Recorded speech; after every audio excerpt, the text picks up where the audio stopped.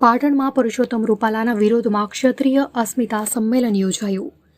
ઉત્તર ગુજરાતનું પ્રથમ સંમેલન યોજાયું, જેમાં પાટણ, બનાસકાંઠા અને મહેસાણા જિલ્લાના ક્ષત્રિય રાજપૂત સમાજના ભાઈઓ બહેનો મોટી સંખ્યામાં ઉપસ્થિત રહ્યા.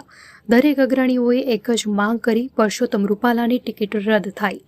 પીટી જાડેજાએ જણાવ્યું, ટિકિટ રદ ન થાય ત્યાં સુધી આંદોલન ચાલુ રહેશે.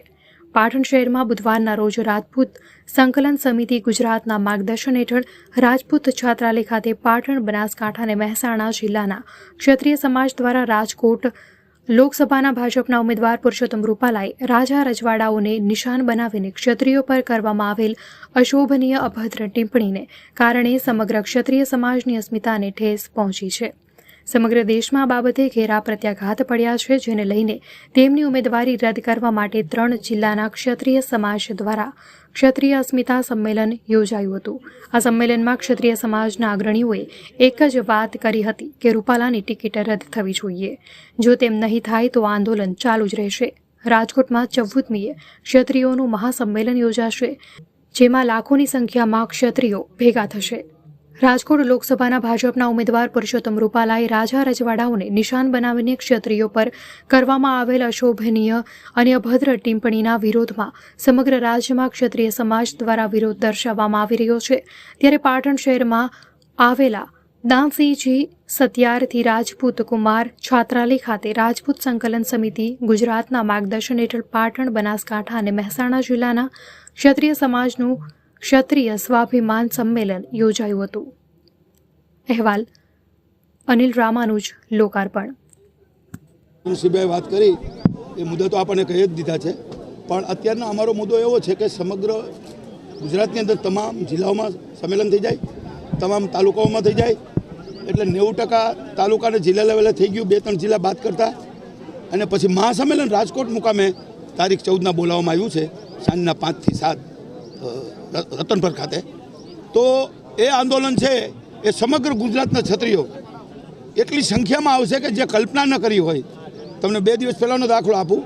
ધંધુકા તાલુકાની અંદર 2500 રાજપૂતોની મિટિંગ હતી અને સ્વયંભૂત 50,000 રાજપૂતો આવ્યા, પણ એ 100 કિલોમીટરની રેન્જમાં આવ્યા હતા. અને રાજકોટના સંમેલનમાં 600 કિલોમીટરની રેન્જમાં વસતા રાજપૂતો બહારથી પણ આવવાના છે, બરાબર છે, બીજા રાજ્યમાંથી, રાજસ્થાનમાંથી, મહારાષ્ટ્રમાંથી, યુપીમાંથી. પણ ગુજરાતની અંદર કેટલી સંખ્યા થશે હું કહી ન શકું, પણ કલ્પના ન કરી શકાય એટલી સંખ્યા થશે એની તમને ગેરંટી આપું. એ ઐતિહાસિક સંમેલન હશે, જે આપ પણ 14 તારીખે જોઈ શકશો. રાજવી પરિવારોએ પણ કહ્યું છે કે ક્ષત્રિય સમાજે માફી આપી દેવી જોઈએ. રૂપાલાએ 2 વખત માફી પણ માગી છે. ક્ષત્રિય સમાજનું હવેનું સ્ટેન્ડ શું રહેશે? ના, ક્ષત્રિય સમાજનું એક જ સ્ટેન્ડ છે કે એમને જે માફી માગી છે 2 વાર, એ માફી આપવા લાયક છે નહીં. અને એક જ વાત છે ક્ષત્રિયોની, જે ઘર સુધીને, ગલી સુધીને, ગામ સુધી વહી ગઈ છે કે પુરુષોત્તમભાઈ રાજીનામું આપે, પોતાની ટિકિટ જાતે ખેંચે. જો એને સમાજને, બધા સમાજને અને ભાજપને બચાવવો હોય તો પોતે સમર્પિત કરી દેવું જોઈએ કે ભાઈ ભાજપ ભલે ને ટિકિટ પાછી ખેંચે, પણ એને ખેંચી લેવી જોઈએ ખેલદિલી બતાવીને કે ભાઈ આ મારી, એની સજા જે કાંઈ ગણો હોય, પણ પોતે સજા ભોગવી લે. પણ સત્તા માટે અને સ્વાર્થ માટે આટલું આંદોલન ચાલી રહ્યું છે. આમાં કાલાવારે કાંઈ પણ પરિણામ આવશે તે પુરુષોત્તમભાઈની જવાબદારી છે. અમે તો યુવાનોને સમગ્ર, હું કે ભાઈ કરણસિંહ, એક જ નિવેદન અમે કરીએ છીએ કે યુવાનોને કાયદાની મર્યાદામાં બહાર નથી જવાનું. અને આપણું આંદોલન જલદ છે, પણ એ દેખાવ કરીને, પણ કાયદો હાથમાં લઈને નહીં. ટિકિટ રદ નહીં થાય તો ગામે ગામ સુધી કીધું ને, દરેક ગામના સંમેલનો બોલાવશું, 18 જ્ઞાતિને સાથે રાખશું અને એમાં મત ભાજપમાં નહીં નાખવા દઈએ, નોટામાં નહીં નાખવા દઈએ, બરાબર છે. અને કોઈ પક્ષમાં તો અમે છીએ જ નહીં.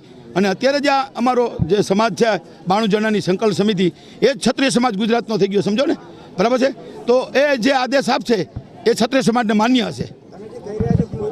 રાજકોટથી જે પુરુષોત્તમ રૂપાલા એમની સભામાં ક્ષત્રિય સમાજને ખોટું લાગે તેવું આવેદન આપેલું છે. તે હેતુથી દરેક ક્ષત્રિય સમાજ અને દરેક 18 આલમના અમારી સાથે છે. આજે પાટણ, મહેસાણા અને બનાસકાંઠા જિલ્લા, 3 જિલ્લા મળી અને ક્ષત્રિય સમાજ, ઠાકોર સમાજ અને 18 આલમની અહીંયા મિટિંગ રાખેલી છે.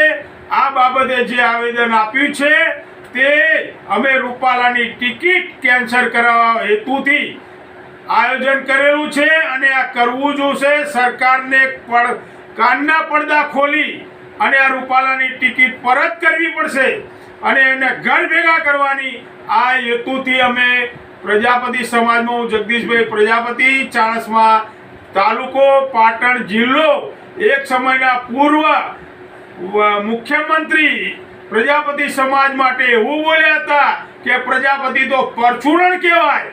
એટલે શું અમે આ બધા નાતના ભાઈઓ છીએ, અમે એમની સાથે છીએ. આજે રૂપાલા ક્ષત્રિય સમાજમાં બોલ્યા, કાલે બીજી કોમ ઉપર બોલશે. આ ચાલી શકશે નહીં. એ હેતુથી અમે આ દરેક સમાજને અમે આયોજન હેતુથી અને દરેક ગામમાં સભાઓ ગોઠવી અને આનો વિરોધ કરવા અમે સક્ષમ છીએ અને આનો વિરોધ અમને કબૂલ છે. અને આ પક્ષથી વિરોધ નથી, કોઈ ભાજપ કોંગ્રેસનો વિરોધ નથી. આ વારંવાર આ શબ્દોનો આ હેતુથી બોલે છે અને ખોટું લાગે છે, એ ચલવી શકાશે નહીં. એ હેતુથી આજે પાટણ જિલ્લામાં મીટિંગ રાખેલ છે. ક્ષત્રિય સમાજ 18 આલમની મીટિંગ છે, તેમાં દરેક ભાઈએ સાથ સહકાર આપવા વિનંતી છે. હું પ્રજાપતિ જગદીશ પ્રજાપતિ બોલું છું. એ હેતુથી દરેકે આવવું અને આયોજનમાં ભાગ લેવો, 18 આલમે ભાગ લેવો અને આ રૂપાલાની ટિકિટ કેન્સલ કરાવીને કરાવી જ